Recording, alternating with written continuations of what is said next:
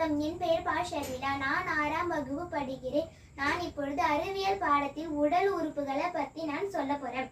உடல் உறுப்புகள்ல இதயம் மற்றும் மூளையை பற்றின இது ரெண்டுத்தை பற்றி தான் இப்போ நான் சொல்ல போறேன். ஃபர்ஸ்ட் இதயம். இதயம் நம்ம உடம்புல முக்கியமான உறுப்பாகும்.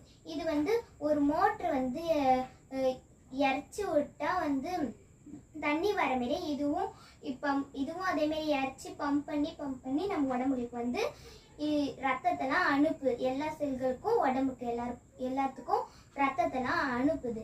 இப்போ இதயத்தோட பயன்கள் தான் இப்போ நான் சொல்ல போறேன். நம்ம உடம்புலயே ஓய்வு எடுக்காம செயல்படும் ஒரே உறுப்பு இதயம் தான். இதயம் ஆண்களோட பெண்களுக்கும் குழந்தைகளுக்கும் சற்று வேகமாக துடிக்கும்.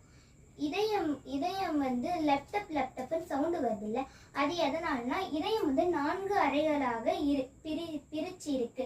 அது சுருங்கி விரியும் பொழுது அந்த லெப்டப்னு சவுண்டு நம்மளுக்கு ஏற்படுது.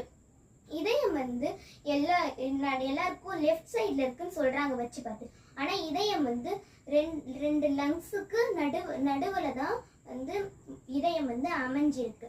அது மட்டும் இல்லாம குழந்தைகள் ஃபர்ஸ்ட் கருவுல வளர முதலா உருவாறது இதயம் தான். அதனால இதயம் ரொம்ப முக்கியமானது.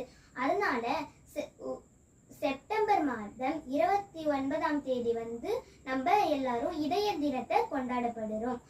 அடுத்ததாக நம்ம மூளையை பத்தி பார்க்கலாம்.